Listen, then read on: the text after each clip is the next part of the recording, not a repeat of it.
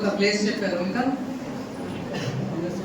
ఇప్పటి వరకు మీరు చూసిన ప్లేసెస్ లో most dangerous place, most haunted place. మీ లైఫ్ లో చాలా టూర్స్ తిరుగుంటారు కదా, చాలా ప్లేసెస్ విజిట్ చేసి ఉంటారు, చాలా ఊర్లు వెళ్ళి ఉంటారు. మరి చెట్టు లాంటిది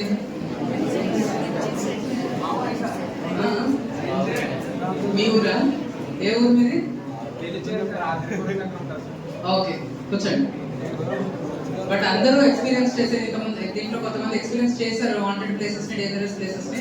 కొంతమంది అంతగా ఎక్స్పీరియన్స్ చేయలేదు, చేయొచ్చు. బట్ అందరూ డైలీ లైఫ్ లో రోజు ఎక్స్పీరియన్స్ చేసే ప్లేసెస్ పబ్లిక్ రోడ్. అది మనం రియలైజ్ అవ్వం, కానీ ది మోస్ట్ డేంజరస్ ప్లేస్ అది. ఎందుకు అంటే ఇందాక డిటిఓ గారు చెప్పారు, పోయిన సంవత్సరంలో 1,77,000 మంది రోడ్డు మీద చనిపోయారు. ఇంటి నుంచి బయటకు వచ్చేటప్పుడు సేఫ్ గానే ఉన్నారు, మళ్ళీ సేఫ్ గానే తిరిగి వస్తామని ఆశతోనే వెళ్ళారు, నా ఒప్పుతున్నాయి. కానీ రోడ్డు మీద చనిపోయి ప్రాణాలతో లేకుండా తిరిగి వెళ్ళడం జరిగింది. మన జిల్లాలోనే చూసుకుంటే 2025లో లాస్ట్ ఇయర్ 238 యాక్సిడెంట్స్ జరిగాయి, 245 మెంబర్స్ చనిపోయారు రోడ్డు మీద, only in our district, doctor B R Ambedkar Konaseema జిల్లాలో.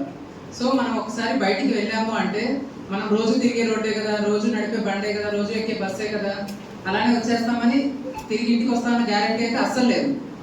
ఇన్ని రోజులు వచ్చాము, ఈ రోజు కూడా వస్తామని అసలు అనుకోవడానికి లేదు. ఏమవుతుందో తెలియదు, రోడ్డు ఎక్కామంటే రోడ్డు మళ్ళీ కిందకి సేఫ్ గా దిగుతామో లేదో తెలియదు.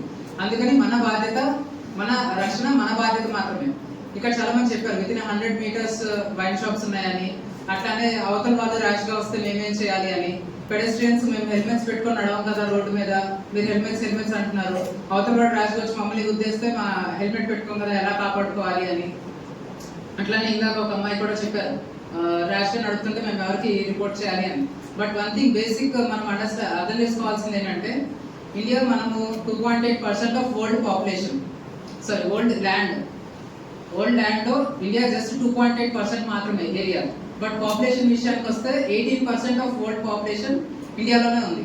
సో ఆబ్వియస్లీ ఆటోమేటిక్ గా కొంచెం ఇరుగ్గా ఉంటాం మనం, క్రాంప్డ్ స్పేసెస్ లో ఉంటాము. ఈ షాపింగ్ మాల్స్ కానీ, లేదంటే వైన్ షాప్స్ కానీ, అదర్ బిజీ ఏరియాస్ కానీ చాలా ఇరుగ్గా ఉంటాయి, పబ్లిక్ రోడ్స్ ఇరుగ్గా ఉంటాయి, ట్రాఫిక్ కూడా చాలా హెవీగా ఉంటుంది. ఇవన్నీ కామన్ గా ఉండే problems by nature, by default మన కంట్రీలో ఉండే ప్రాబ్లమ్స్ ఇవే, పాపులేషన్ డెన్సిటీ వల్ల. అలా అని చెప్పి మన లైఫ్ కి ఎక్స్క్యూజ్ అని లేదు కదా. రేపు ఈ రోజు మనం రోడ్ మీదకి వెళ్ళాము, ఏదో యాక్సిడెంట్ అయింది, కింద పడిపోయాము, హాస్పిటల్లో డెత్ బెడ్ మీద పడుతున్నప్పుడు నా తప్పేం లేదు, మీరు నా దగ్గరికి రావద్దు, అవతల వాడే ర్యాష్ గా వచ్చాడు, లేదంటే అవతల వాడే కొంచెం హెల్మెట్ లేకుండా డ్రైవ్ చేశాడు, నేను రూల్స్ పాటించే వెళ్తున్నాను అని చెప్పి ఎవరు నాపలేం కదా మన ప్రాణాలు తీసుకెళ్లకుండా. ఈ అమలాపురం నుంచి నేను వచ్చేటప్పుడు ఈ రామచంద్రపురానికి ఎర్రపోతవరం ఒక విలేజ్ ఉంటుంది, అవుట్స్కట్స్ లో యానం నుంచి వచ్చే దారిలో. అది నేను కార్లో వస్తున్నాను, ఫ్రెండ్ సీట్ లో కూర్చున్నాను, నా ఎదురుగా ఒక 2 వీలర్ నుంచి ఒక ఫ్లిప్కార్ట్ అతను వస్తున్నాడు. అతనికి మాకు చాలా డిస్టెన్స్ ఉంది, ఆల్మోస్ట్ 100-150 మీటర్స్ డిస్టెన్స్ ఉంది. అతని నుంచి జస్ట్ అప్పటికప్పుడు ఒక కుక్క రోడ్డు క్రాస్ చేసింది. జస్ట్ ఆ కుక్క రోడ్డు క్రాస్ చేసిందన్న ఉద్దేశంతో అతను సడన్ గా బ్రేక్ చేశాడు, కింద పడ్డాడు. అతనికి హెల్మెట్ లేదు. On the spot, tar road కదా, బిట్యూమిన్ రోడ్, అది చాలా హార్డ్ సర్ఫేస్ ఉంటుంది. ఆన్ ది స్పాట్ డెడ్, అక్కడే చాలా బ్లీడింగ్ అయిపోయింది, చనిపోయాడు. సో ఇప్పుడు అతను ఎక్స్క్యూజ్ తీసుకోలేడు కదా, నేను రోడ్ మీద స్లోగానే వెళ్తున్నాను, పెద్ద స్పీడ్ గా వెళ్ళట్లేదు అని చెప్పి కుక్క మీద తన నెపం మోయలేడు కదా. తన హెల్మెట్ పెట్టుకుని ఉంటే ఆ రోజు ఖచ్చితంగా తన ప్రాణాలు నిలుచుకుని ఉండేది. సో అది వీడియో గారు స్ట్రెస్ చేసేది. ముందు మనం మన బాధ్యత సక్రమంగా నిర్వర్తిస్తే, మన హెల్మెట్స్ మనం పెట్టుకుంటే మన ప్రాణాలు మనం నిలుపుకోగలుగుతాం. సో ఫస్ట్ మన రెస్పాన్సిబిలిటీ మనం ఫుల్ఫిల్ చేసిన తర్వాత అవతల వాళ్ళని క్వశ్చన్ చేసే అధికారం మనకు వస్తుంది. So first responsibility, then right. అట్లానే మీరు కొన్ని ప్లాట్ఫామ్స్ గురించి అడిగారు. ఇప్పుడు ఎవరైనా ట్రాఫిక్ ఇరుక్కుపోయింది, చాలా బిజీ క్రాంప్డ్ ఏరియాలో ఉన్నాం మనము, చాలా ఎక్కువసేపటి నుంచి ట్రాఫిక్ క్లియర్ కావట్లేదు, ఎవరికి రిపోర్ట్ చేయాలి అంటే మీరు వెంటనే ఇందాక చెప్పినట్టు అక్కడ ఉన్న లోకల్ కానిస్టేబుల్ ని అలర్ట్ చేయండి. అతను పని చేయట్లేదు అనుకుంటే 112 కాల్ చేయండి, 112. వెంటనే మేము డిస్ట్రిక్ట్ లెవెల్లో, సబ్ డివిజన్ లెవెల్లో కూడా మాకు 112 గ్రూప్స్ ఉంటాయి. 112 కాల్స్ రోజుకి ఎన్ని వచ్చాయి, వాళ్ళ కంప్లైంట్ ఏంటి, ఎంత టైంలో మన వాళ్ళు రెస్పాండ్ అయ్యారు కానిస్టేబుల్స్, ఆ సీన్కి వెళ్ళారా లేదా, సీన్కి వెళ్ళిన తర్వాత ఫోటో పెట్టడం కూడా మేమే రెస్పాన్సిబిలిటీ తీసుకుంటాం. ఫోటో పెడుతున్నారో లేదా ఎన్షూర్ చేసుకుంటాం, ఆ కంప్లైంట్ ని రిజాల్వ్ చేశారో లేదా ఎన్షూర్ చేసుకుని ఆ తర్వాత వాళ్ళని పంపిస్తాం మళ్ళీ వెనక్కి. సో ఆ మానిటరింగ్ మా లెవెల్లో ఉంటుంది కాబట్టి ఆ 112 సర్వీస్ ని యూజ్ చేసుకోండి. ఎక్కడైనా ట్రాఫిక్ లో మీరు ఇరుక్కుపోతే 112 కాల్ చేసి చెప్పండి, లోకల్ పోలీస్ స్టేషన్ కి అది డైవర్ట్ అవుతుంది ఆటోమేటిక్ గా. లోకల్ ఎస్హెచ్ఓ గారు మీకు ఫోర్స్ ని పంపించి ట్రాఫిక్ క్లియర్ చేయడం చేస్తారు.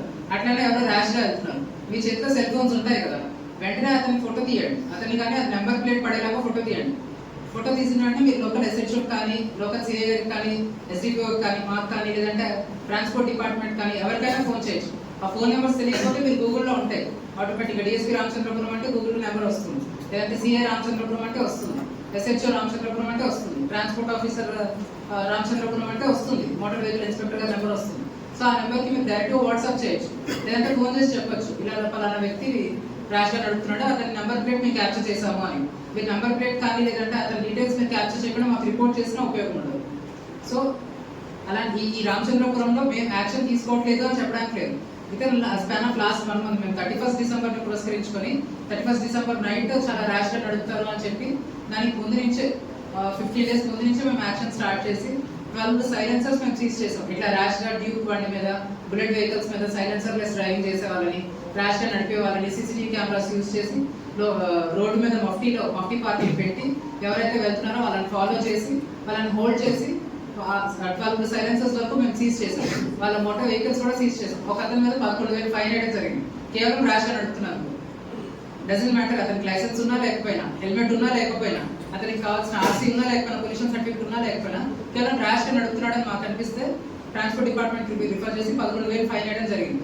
సో ఉపేక్షించడం అనేది ఉండదు, ఎందుకంటే మీ ప్రాణాల మీద మీరు యాక్షన్ తీసుకోకపోయినా, మీరు బాధ్యత తీసుకోకపోయినా లేకపోయినా మేమైతే యాక్షన్ తీసుకోవాల్సి వస్తుంది. సో డిటిఓ గారు చెప్పినట్టు ఆ స్టెప్స్ ఫాలో అవ్వండి. లర్నర్స్ లైసెన్స్ మీరు ఖచ్చితంగా తీసుకోండి. అది ఎలా తీసుకోవాలో చెప్పారు. లర్నర్స్ లైసెన్స్ 6 months కంప్లీట్ అయిన తర్వాత వ్యాలిడిటీ మీరు పర్మనెంట్ లైసెన్స్, డ్రైవింగ్ లైసెన్స్ తీసుకోవచ్చు. Without your basic responsibility you don't need to, or you don't have the right to ask for rights. So first మన బేసిక్ రెస్పాన్సిబిలిటీ ఏంటి? Road మీద వెళ్ళేటప్పుడు చుట్టూ చూసుకొని జాగ్రత్తగా దాటాలి. పెడెస్ట్రియన్ గా వెళ్ళేటప్పుడు ఎవరైనా ర్యాష్గా వెళ్తున్నారు అంటే then you have the right to report. లేదు మనం 2 wheelers నడుపుతున్నాము, ఆ రెస్పాన్సిబిలిటీ ఏంటి? హెల్మెట్ వేసుకొని నడపడం. 4 wheeler నడుపుతున్నాము, రెస్పాన్సిబిలిటీ ఏంటి? సీట్ బెల్ట్ వేసుకొని నడపడం. ఏదైనా కానీ ఏ వెహికల్ అయినా నడుపుతున్నాము, బేసిక్ రెస్పాన్సిబిలిటీ ఏంటి? మాక్సిమం స్పీడ్ దాటకూడదు. రోడ్డు క్రాంప్ గా ఉంటే ఆ రోడ్ని బట్టి మినిమం స్పీడ్ లో వెళ్ళాలి. చుట్టూ ఎవరు వెళ్తున్నారో చూసుకొని వెళ్ళాలి. అలానే బస్ డ్రైవర్స్ కి కూడా చెప్పేది ఏంటంటే, మీరు బస్ సడన్ గా వెళ్తూ రోడ్ మధ్యలో ఆపడానికి వీల్లేదు. రోడ్ పక్కకు వచ్చి వీళ్ళంత పక్కకు వచ్చి ఆపాలి. ఎలా ఇందాక రిపోర్ట్ చేసినట్టు వెనకాల వాళ్ళకి ఇబ్బందిగా ఉంటుంది. సో రోడ్ పక్కకు వచ్చి ఆపడమే కాకుండా ఇంకో యాక్సిడెంట్ చూసాను నేను రామచంద్రపురంలోనే, మండపేట నుంచి వచ్చేటప్పుడు రోడ్ స్కూల్ బస్ రోడ్డు మధ్యలో ఆపేశారు. ఆ స్కూల్ బస్ కి ముందు అడ్డ రోడ్ అవుతుంది. ఆ అడ్డ రోడ్ లో నుంచి వచ్చే వాళ్ళు యువతలు స్కూల్ బస్ వెనకాల నుంచి ఏ వెహికల్ వస్తుందో వాళ్ళకి తెలియదు, ఎందుకంటే బస్ అడ్డు ఉంది. సో అడ్డ రోడ్ నుంచి వచ్చే వాళ్ళు అలానే వచ్చేసారు నార్మల్ స్పీడ్ లో. స్కూల్ బస్ నుంచి వెనకాల నుంచి వచ్చే వెహికల్ కూడా అలానే నార్మల్ స్పీడ్ లో వచ్చింది, ఎందుకంటే ఆ అడ్డ రోడ్ నుంచి వచ్చే వెహికల్ ఇద్దరికి కనిపించదు. సో ఆ వ్యూ ఇద్దరికి లేకపోవడం వల్ల సడన్ గా ఇద్దరు ఆ స్కూల్ బస్ ముందు యాక్సిడెంట్ అయింది. ఇది కేవలం దేని వల్ల జరిగింది? ఆ ఇద్దరు తప్పు కాదు, ఇద్దరు నార్మల్ స్పీడ్ లో వస్తున్నారు, ఇద్దరు వాళ్ళ దారిలో వాళ్ళు వెళ్తున్నారు. కానీ ఈ స్కూల్ బస్ ఒకటి రోడ్డుకి అడ్డంగా ఆ అడ్డ రోడ్డుకి ముందు పెట్టడం వల్ల ఇద్దరు వ్యూ బ్లాక్ అవడం వల్ల యాక్సిడెంట్ జరిగింది. సో బస్ డ్రైవర్స్ అందరూ జాగ్రత్తగా గుర్తుంచుకోవాల్సింది ఏంటంటే, వెళ్తూ సడన్ గా 60 స్పీడ్ లో వెళ్తూ సడన్ గా రోడ్డు మీద బ్రేక్ వేసి ఆపేయడానికి లేదు. రోడ్డు పక్కకు వచ్చి ఆపాలి, మినిమం స్పీడ్కి వచ్చిన తర్వాత ఆపాలి. ఇంకోటి, మీరు అడ్డ రోడ్డుకి వెనకాల ఆపకూడదు, అడ్డ రోడ్ దాటేసిన తర్వాత ముందు ఆపుకోండి, సో దట్ వ్యూ బ్లాక్ అవ్వకుండా ఉంటుంది. ఇవన్నీ చేసిన తర్వాత మీకు ఎలాగో వెనకాల నుంచి వచ్చారు, ఇందాక ఒకళ్ళు అడిగారు సడన్ గా బస్ ఆపిస్తే ఏం చేయాలని. వీటిలో ఆల్రెడీ ఆన్సర్ చేశారు. ఆ బస్సు వెనకాల రాసి ఉంటుంది keep distance of at least 50 meters అని. ఆ 50 meters డిస్టెన్స్ మీరు పెట్టుకుని ఉంటే మీరు ఎంత స్పీడ్ లో వస్తున్నా ఆయన ఆపడానికి రియలైజ్ అయ్యి మనం స్లో చేసుకునే స్కోప్ ఉంటుంది. ఆ డిస్టెన్స్ లేకుండా అతుక్కొని వెళ్ళినట్లయితే మనం ఆయన ఎంత స్లోగా వెళ్ళినా మనం ఎంత స్లోగా ఉన్నా ఆటోమేటిక్గా గుద్దడం జరుగుతుంది. సో ఈ మినిమం చిన్న ట్వీక్స్ అని పాటిస్తూ చిన్న రెస్పాన్సిబిలిటీస్ అన్ని విధిగా పాటించిన తర్వాత ఏదైనా యాక్సిడెంట్ అయితే దెన్ యూ హ్యావ్ ఏదైనా యాక్సిడెంట్ అవుతుంది అనే ఆలోచన మీకు వస్తే then you have the right to report. మేము ఇమీడియట్ గా యాక్షన్ తీసుకుంటాం. Thank you. అండ్ స్టూడెంట్స్ ఎవరైతే టీచర్స్ ఉన్నారో అండ్ ఆల్సో ఆల్ డ్రైవర్ అందరికీ కూడా గుడ్ ఈవినింగ్ అండి. సో ఇప్పుడు మనం చూస్తే మనకి డిటిఓ గారు కానీ డిఎస్పీ గారు కానీ ప్రతి ఒక్కరు ఆల్సో ఇన్స్పెక్టర్ గారు మీకు అందరికీ కూడా ప్లీజ్ లేదు కొంచెం. సో అందరూ కూడా మనకి హెల్మెట్ ఒక ఇంపార్టెన్స్ కానీ రోడ్ సేఫ్టీ ఇంపార్టెన్స్ కానీ అన్ని కూడా క్లియర్గా చెప్పారు. సో అందరూ కూడా అర్థం చేసుకుంటారని అనుకుంటున్నాను. సో చెప్పారు ఇందాక మనకి ఏదైతే రైట్ మనం అడుగుతామో దానికి ఫస్ట్ మన డ్యూటీ అనేది మనం చేయాలి. ఆఫ్టర్ మనం రైట్ కోసం మనం పోరాడాలి. సో నేను కొన్ని ఆస్పెక్ట్స్ అనేవి మాట్లాడదాం అనుకుంటున్నాను. బేసికల్గా నేను చూసినవి, ఇప్పుడు ఆడపిల్లలు ఉన్నారు, మీకు ఎంతమందికి బైక్స్ ఉన్నాయి? ఎవరికి లేవా? ఇక్కడికి తీసుకురావడం కదా, ఇట్లా ఎంతమంది ఎవరికి లేవా? మీ మదర్ స్కూటీ కానీ మీ ఫాదర్ స్కూటీ కానీ ఎవరు నడపరా? ఇంకెవరు నడపట్లేదా? చెప్తారు. అండ్ మీకు ఎంతమందికి బైక్స్ ఉన్నాయి? ఎవరికి లేవు బైక్స్? ఏమైనా పాపమే బైక్ ఉందా లేదు కదా. సో ఏంటి అంటే నేను యాక్చువల్లీ ఒక ట్రైనింగ్ లో ఉన్నప్పుడు ఒక యాక్సిడెంట్ చూసాను. ఏంటి అంటే ఒక ఆడపిల్ల అంటే 18 ఇయర్స్ ఇంకా రాలేదు పాపకి, 16 ఇయర్స్ పాప, వాళ్ళ మదర్ని ఒక సైడ్ సింగిల్ సైడ్ ఎక్కి కూర్చోబెట్టుకొని నడుపుతున్నారు బైక్. సో వెనక నుంచి ఒక ట్రాక్టర్ వస్తుంది. ప్రొక్యూర్మెంట్ మనకు జరుగుతుంది, మీకు అందరికీ తెలుసు, ట్రాక్టర్లు వెళ్తూ ఉంటాయి పల్లెటూరులో, అలాగే ట్రాక్టర్ వెళ్తుంది. సో అదేంటి మన రోడ్స్ అనేవి అన్ని క్లియర్గా ఉండదు, జంపీ బంపీగా ఉంటుంది తెలుసు కదా. సో అట్లాగా ట్రాక్టర్ వెళ్తుంది. ఈ పాప వాళ్ళ మదర్ని హోల్డ్ చేయలేక ఇలా సైడ్ టిల్ట్ అయిపోయింది. సో ఆ ట్రాక్టర్ ఏమైంది, వాళ్ళ మదర్ ఏంటి ఎక్కడ పార్ట్ కరెక్ట్గా పొట్ట మీద నుంచి వెళ్ళిపోయింది. సో ఏం చేయగలుగుతాం? ఏమైనా చేయగలుగుతారా? హెల్మెట్ పెట్టుకుంటే ఏమన్నా వస్తుందా అంటే అది కాదు. ఇప్పుడు మీరు you have the capacity or not. So మీకు ఒక 18 ఇయర్స్ రాలేదు, మీకు స్ట్రెంగ్త్ లేదు. సో మీరు అది కూడా అసెస్ చేసుకోవాలి. ఒక పర్సన్ని మిమ్మల్ని రెస్పాన్సిబుల్గా తీసుకొని మీ మీద నమ్మకం పెట్టుకొని ఒక పర్సన్ని మనం వెనకెక్కించుకుంటున్నాం అంటే వాళ్ళు మనం జాగ్రత్తగా తీసుకెళ్తామా లేదా అనేది కూడా ఐడెంటిఫై చేసుకోగలగాలి. దయచేసి పేరెంట్స్ని ఎవరైతే వన్ సైడ్ కూర్చోబెట్టుకుంటున్నారో మీరు ప్రాపర్గా డ్రైవింగ్ అనేది చేయాలి. లేకపోతే మీరు చేయలేకపోతే మీ పేరెంట్స్ చక్కగా ఆటోలో కానీ లేకపోతే ఇందులో కానీ వెళ్తారు. సో అది మాత్రం దయచేసి గుర్తు పెట్టుకోండి. ఆడపిల్లలు ఎవరైతే 18 ఇయర్స్ అంటే ఎవరైతే మీరు అందరూ ఉన్నారో డ్రైవింగ్ లైసెన్స్ అనేది ఫస్ట్ లెర్నర్స్ లైసెన్స్ తీసుకోమన్నారు. అది కూడా చెప్తారు ఎట్లాగా మీరు అప్లై చేయాలి అనేది. అండ్ మీ అందరికీ కూడా ఎవరు స్కూల్ ఫీడింగ్ చేయక్కర్లేదు. మీరు ఇప్పుడు ఈ టెక్ జనరేషన్ పిల్లలు. సో ఒక ChatGPTలో కూడా వస్తుంది, ఒక గూగుల్లో కూడా వస్తుంది. రాదా? ఎక్కడ అప్లై చేయాలి అంటే కనిపించడం లేదా? ఇందాక వాళ్ళు చెప్పారు కంప్లైంట్ ఎట్లా ఇవ్వాలి అనేది. గూగుల్లో సెర్చ్ చేయండి, DTO గారు మెయిల్ ఐడి సెర్చ్ చేయండి, కోనసీమ DTO మెయిల్ ఐడి और Konaseema DSP mail ID, direct complaint పెట్టండి. మీరు ఎందుకు రెస్పాండ్ అవ్వరు? చెప్తున్నారు కదా DSP గారు ఎన్ని రెస్పాండ్ అయ్యారు, ఏం చేశారు అనేది. సో ప్రతిదీ మీ చేతిలోనే ఉంది, మీ చేతిలోనే ఉంది డైలీ. అర్థమవుతుందో మీరు ఏం చేయాలి అనేది. సో ఫోన్ని వైజ్గా యూజ్ చేసుకోండి. అండ్ ఆల్సో నేను రోజు ఇటువంటి పాస్ అవుతూ ఉంటాను. సో ఒక బాబు చెప్పారు ట్రాఫిక్ అనేది కంజెషన్ అయిపోతుంది, అక్కడ ఉన్న కానిస్టేబుల్ సరిగ్గా వర్క్ అవ్వట్లేదు. అపార్ట్ ఫ్రమ్ దట్ అది వదిలేసేది. ఫస్ట్ ఆఫ్ ఆల్ ఎంతో మంది రోడ్డు మీద అదే ప్లేస్ మీద ఎంతసేపు ఉంటున్నారు. మీరు వెళ్ళి అక్కడ కొంచెం మీటింగ్స్ పెట్టుకుంటారు, మీరేమి డిస్పాస్ అయిపోవట్లేదు కదా ఫాస్ట్గా. ఎందుకు రోడ్ని బ్లాక్ చేస్తారు? దట్ ఈస్ రోడ్ కదమ్మా, వెళ్ళే రోడ్, వెహికల్స్ వెళ్ళే రోడ్, ఫాస్ట్గా వెళ్ళే వెహికల్స్ ఉంటాయి, బస్సెస్ వెళ్తాయి. మీరు ఎంతమంది బ్లాక్ చేయలేదు అని చెప్తారు రోడ్డు మీద. సో అందరూ బ్లాక్ చేస్తున్నారు రోడ్డు. ఇట్లాగా ఎలాగంటే ఒక ఆర్చ్లో నుంచుంటారు ఇట్లాగా. సో ఫస్ట్ అదే చెప్తున్నాం, మన డ్యూటీ అనేది మనం ప్రాపర్గా చేయాలి. సో రోడ్ని బ్లాక్ చేయొచ్చు. వెళ్ళేటప్పుడు మీరు నడుచుకుని చాలా మంది మా ఆఫీస్ నుంచి కూడా నడుచుకుంటూ వెళ్తారు. సో మేము ఎప్పుడైనా ఫాస్ట్గా వస్తే పిల్లలు అడ్డొస్తారేమో చాలా జాగ్రత్తగా చూసుకొని ఈ మధ్యన స్పీడ్ బ్రేకర్స్ కూడా వేసుకోవడం జరిగింది. సో ఇందాక చెప్తున్నారు మీ కాలేజ్ దగ్గర స్పీడ్ బ్రేకర్స్ లేవు అని. దానికి కూడా I will talk with municipal commissioner and ఫర్దర్గా అది కూడా వస్తాయి, ఇబ్బంది ఏం లేదు. So first of all me duty మీరు చేయండి, అట్లా వెళ్ళిపోకండి. రోడ్ అటు పక్క ఇటు పక్క చూసుకొని వెళ్ళండి. అది పెడెస్ట్రియల్ రెస్పాన్సిబిలిటీ. మేము పెడెస్ట్రియల్ కదా, మేము హెల్మెట్ పెట్టుకోలేము కదా అంటున్నారు కదా. సో మీ డ్యూటీ అది, మీరు అది ప్రాపర్గా చేస్తే ఎవరు వచ్చి గుర్తారు మిమ్మల్ని.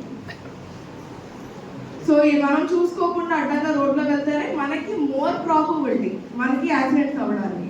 ఎప్పుడైనా నెగ్లిజెన్స్, నిర్లక్ష్యమే యాక్సిడెంట్కి కారణం అవుతుంది. అది అవతల వ్యక్తి అయినా మనదైనా.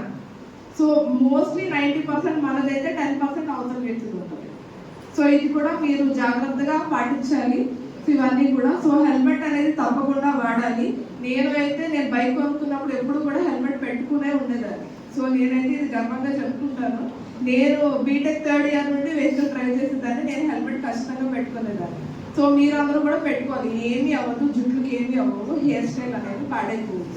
సో ఇది ఒకటి గుర్తు పెట్టుకోండి. అండ్ DTO గారు చెప్పినట్టు మీరు వెళ్ళి మీ పేరెంట్స్ దగ్గర ఒక ప్రామిస్ తీసుకోండి ఇవాళ. సో హెల్మెట్ అనేది ఖచ్చితంగా పెట్టుకోమని. ఈ పక్క సందు నుండి ఈ పక్క సందు కానీ కాదు, కానీ కొంచెం డిస్టెన్స్ ట్రావెల్ చేసి ఖచ్చితంగా హెల్మెట్ అనేది పెట్టుకోవాలి. సో అది మీరు చెప్పండి. నేను మొన్న రీసెంట్గా గంగవరం నుంచి మన యానం ఇది ఉంది కదా ఇక్కడ పండి, అక్కడి నుంచి వస్తుంటే ఒక యాక్సిడెంట్ చూసాం. ఒక ఆటోకి ఒక బైక్ అతను గుద్దుకున్నాడు. సో అతనికి ఎక్కడ డ్యామేజ్ జరిగింది, అతను ఫేస్కి గుద్దుకున్నాడు. సో బ్లీడింగ్ అయింది. అదేదో హెల్మెట్ పెట్టుకుంటే బాగానే ఉండేది కదా అతనికి. అండ్ ఆల్సో మీరు అందరూ స్టూడెంట్స్ అండ్ మీకు అందరికీ కూడా చాలా భవిష్యత్తు ఉంది. మీకు హెడ్కి ఇంజురీ అయితేనే కాదు, ఒక కాలు చెయ్యి పోయినా కానీ మనకి ఇబ్బందే. బాడీలో ఏ అవయవం డ్యామేజ్ అయినా కానీ మనం అనుకున్న లక్ష్యానికి మనము రీచ్ కాలేము. సో ప్రతి పార్ట్ మన బాడీ మనకి ఇంపార్టెంట్, మన లైఫ్ మనకి ఇంపార్టెంట్. సో మీ లైఫ్ మీది ఇంపార్టెంట్, మీ పేరెంట్స్ లైఫ్ కూడా మీకు ఇంపార్టెంట్. కాబట్టి మీ వరకు మీ బాధ్యత మీరు నిర్వర్తించాలి. సో ఇంత టైం మేము అందరం ఎందుకు వెచ్చిస్తున్నామో మీరు అందరూ కూర్చొని మాట్లాడుకుంటారన్నా కాదు కదా. సో మీరు ఇది జస్ట్ ఒక్క 2 seconds 3 seconds అయినా మీరు బుర్ర పెట్టి ఆలోచించి దీన్ని అమలు చేస్తే హ్యాపీగా మీ లైఫే బాగుంటుందనే ఉద్దేశంలో మేము అందరం ఇక్కడికి వచ్చి కూర్చొని చెప్తున్నాము. సో దయచేసి ప్రతి ఒక్కరు కూడా మీ డ్యూటీని మీరు రెస్పాన్సిబుల్గా తీసుకొని హెల్మెట్స్ అనేవి వాడతారని కోరుకుంటున్నాను. Thank you. డ్రైవర్స్ కదిలే దైవం. డ్రైవర్స్ అందరూ కూడా మూవింగ్ బర్డ్స్. ఎందుకో తెలుసా? ఆ డ్రైవర్ని నమ్మి ప్రయాణికులు కానీ పిల్లలు కానీ 50 మంది పిల్లల్ని ఆ డ్రైవర్ని నమ్మి ఆ బస్సు ఎక్కిస్తారు. అంటే 50 మంది ప్రాణాలు ఎవరి చేతిలో ఉంటాయి? ఇక్కడ డ్రైవర్ చేతిలో ఉంటాయి. ఆ డ్రైవర్ ఎంత జాగ్రత్తగా ఉండాలి డ్రైవింగ్ చేసేటప్పుడు. ఫోన్ మాట్లాడకూడదు, మానసికంగా చాలా ప్రశాంతంగా ఉండాలి, స్లోగా వెళ్ళాలి.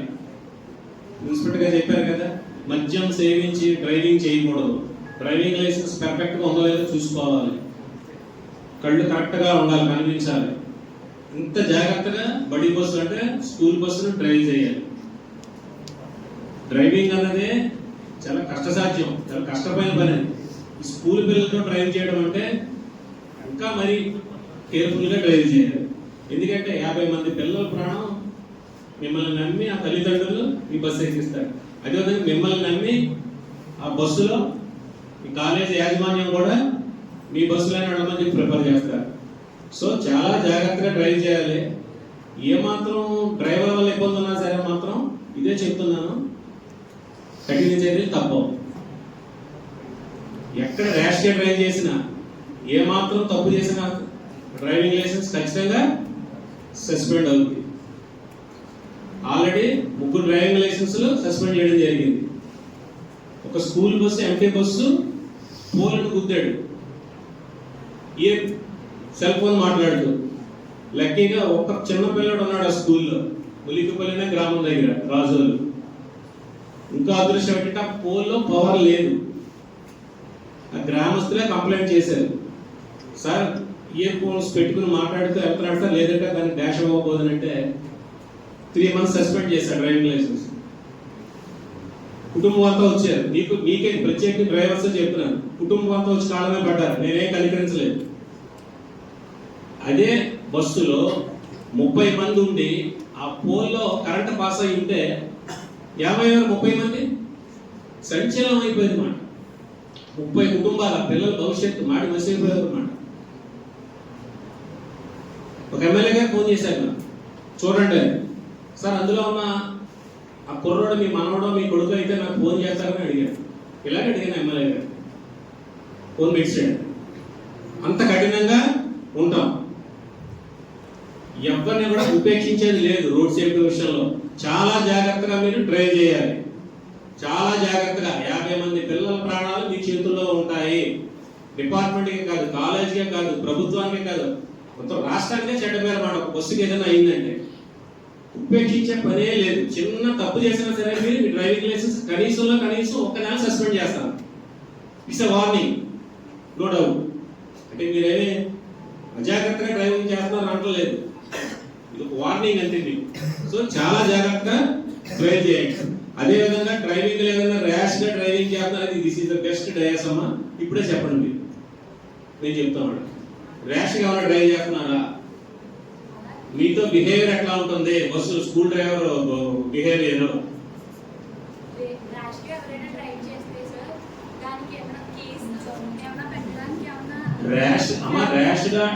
డ్రైవ్ చేస్తే ఫస్ట్ మీరు ప్రిన్సిపాల్ గా కంప్లైంట్ చేయాలి.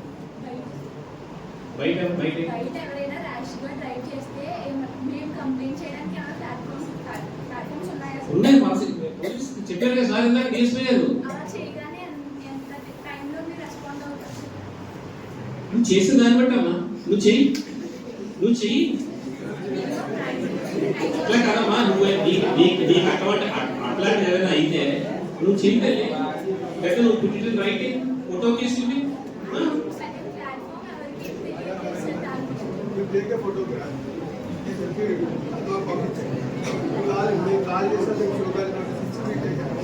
అది ఇమీడియట్ గా జరిగేది కాదు.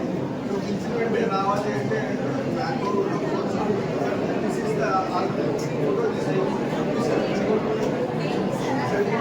Please silence please.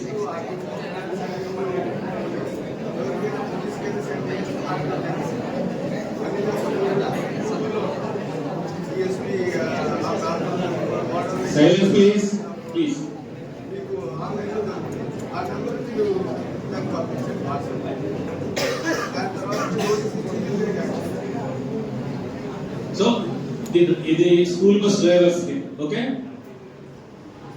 No request our DSP గారు అడ్రస్ దిస్ అకేషన్.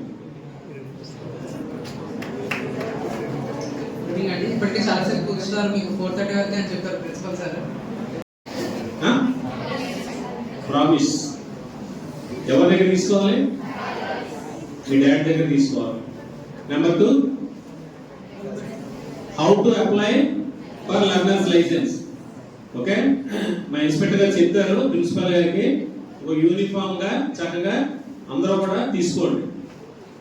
30 days తర్వాత డ్రైవింగ్ టెస్ట్కి వెళ్ళి డ్రైవింగ్ లైసెన్స్ పొందండి.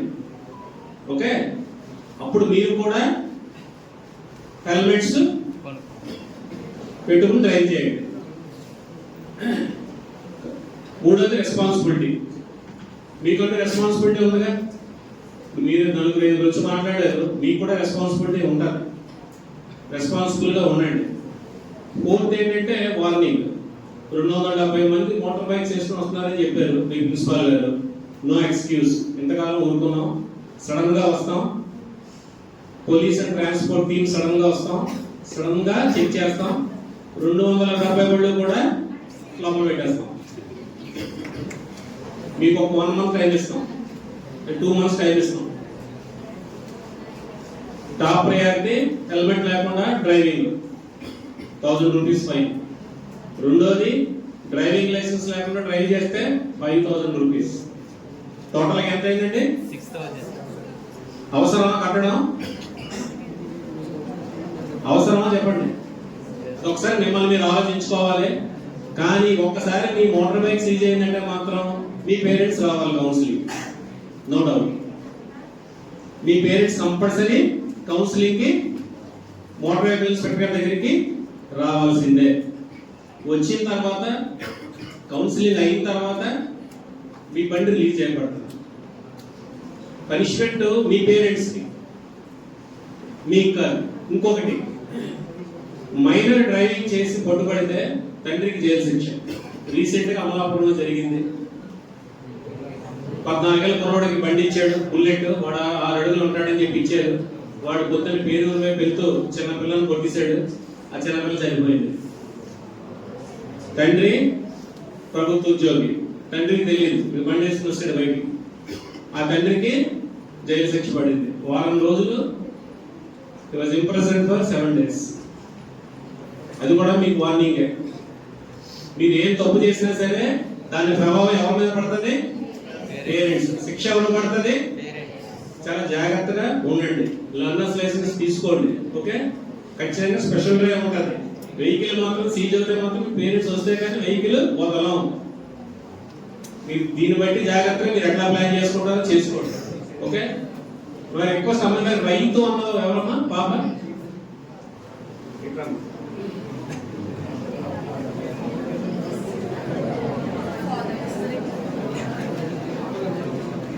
మీ నాన్నగారికి ఇదంతా చెప్పి హెల్మెట్ తీసుకో.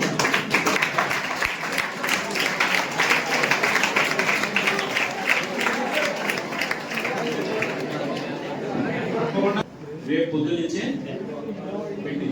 ప్రామిస్ తీసుకో. Okay, thank you. ఒక స్కూల్ బస్ డ్రైవర్ రావాలి.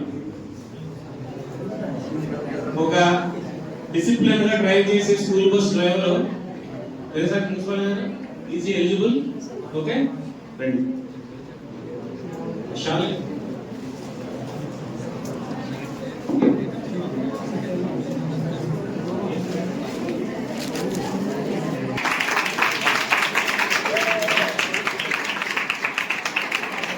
ఈ సన్మానం ఎందుకంటే తనకి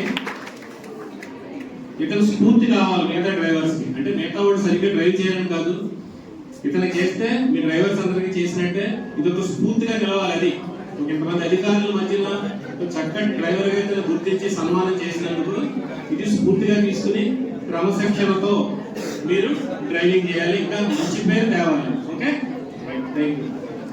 కాలేజ్లో 4:30కి విడిచిపెట్టాక సో బయట చాలా ట్రాఫిక్ అయిపోతుంది సార్. సో కాలేజ్ బస్సెస్ అని, ఆర్టీసీ బస్సెస్ అని, ఆటోస్ అని చాలా వచ్చేసి సార్. సో జామ్ అయిపోతుంది. సో ఆల్రెడీ నేను ఒక ఆఫీసర్ని, లేడీ కానిస్టేబుల్ని ఆఫీసర్ని ఒకరు రిక్వైర్ చేశారు సార్. సో వాళ్ళు సరిగ్గా వర్క్ చేయట్లేదు సార్. సో ఇలా ఎక్కువ జామ్ అయిపోయినప్పుడు మేము ఎవరికి ఇంటిమేట్ చేయాలి సార్? సో ఇలా ఎక్కువ ట్రాఫిక్ అయిపోయినప్పుడు ఇబ్బంది అయ్యేప్పుడు మేము ఎవరికి కాల్ చేయాలి? సో ఎవరికి ఇంటిమేట్ చేయాలి సార్? ఈ ప్రాబ్లం ఏదో సొల్యూషన్ ఉంటుంది. Request our DSP గారు to answer this question, please. అమ్మా మీ గవర్నమెంట్ కాల్ చేయొచ్చమ్మా. అట్లానే మీకు ఎవరైతే లేడీ కానిస్టేబుల్ ఎవరైతే పోలీస్ ఆఫీసర్ అక్కడ ఉన్నారంటున్నారో వాళ్ళని అలర్ట్ చేయొచ్చు. ఇక్కడ ట్రాఫిక్ జామ్ అయింది, మీరు కొంచెం క్లియర్ చేయండి అని గట్టిగా మీరు అడగచ్చు. లేదు అయినా మీకు రిజల్ట్ రాలేదు అంటే వెంటనే 112 కాల్ చేయండి. కాల్ చేసి ఇక్కడ పలానా చోట ట్రాఫిక్ జామ్ అయింది, మా క్లియరెన్స్ రావట్లేదు, ఎక్కువసేపటి నుంచి ఎక్కువమని చెప్పండి. వెంటనే ఉన్న ఫోర్స్ని పంపించి అక్కడ క్లియర్ చేస్తాం. ఓకేనా?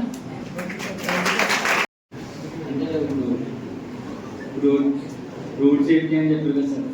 అయితే ఇప్పుడు గవర్నమెంట్ వెహికల్ ఆర్టీసీ వెహికల్స్ ఉంటాయి కదా సార్. ఇప్పుడు అవి బస్ స్టాప్లు కన్నా ముందు ఆగడం వల్ల వెనకాల నుంచి వచ్చేవాళ్ళు వెహికల్స్ నడిపే వాళ్ళు హెల్మెట్ ఉన్నా సరే ఒక్కోసారి బస్సు ముందుకు ఒకేసారి సడన్ బ్రేక్ వేస్తున్నారు కదా సార్. దానివల్ల వెనకాల వచ్చే వాళ్ళు దాన్ని గుద్దేస్తున్నారు సార్. దానివల్ల మీరు వెనకాల ఉన్న కామన్ పీపుల్స్ ఇబ్బంది పడుతున్నారు కదా సార్. దానికి సొల్యూషన్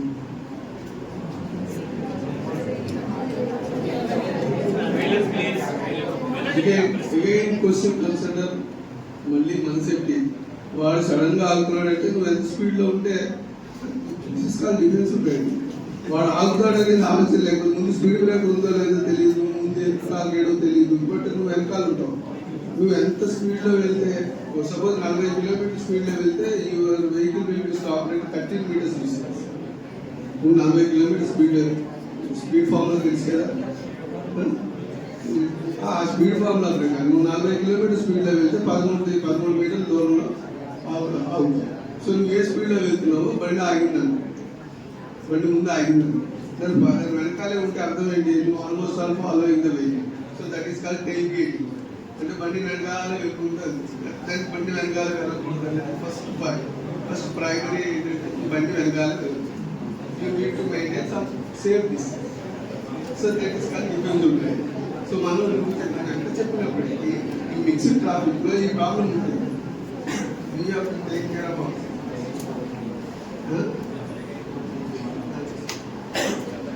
అంటే రాజేంద్రలో ప్రతి ఊళ్ళో కూడా ఇప్పుడు కింద ఈ వెహికల్స్ స్పీడ్ బ్రేకర్స్ అవే ఇక్కడ కాలేజ్ దగ్గర కూడా వేస్తే బాగుంటుంది అనుకుంటున్నాం. ఎందుకంటే కాలేజ్ నుంచి 4:30 స్టూడెంట్స్ అందరూ ఒకేసారి వెళ్ళడం వల్ల వెహికల్స్ అనేది ఫాస్ట్ వస్తున్నాయి సార్. మాకేమో ఇవి కూడా సెక్షన్ ఆర్టీఓలో పెట్టి తీసుకుంటాం. ఒక సామాజిక బాధ్యత, రహదారి భద్రతా నియమాలను క్షుణ్ణంగా పాటిద్దాం, సురక్షితంగా గమ్యస్థానానికి చేరుకుందాం. మా కోసం, మా కుటుంబం కోసం, సమాజం కోసం ట్రాఫిక్ రూల్స్ తప్పకుండా పాటిస్తాం. జై హింద్. అందరికీ నమస్కారం, అలాగే ధన్యవాదాలు.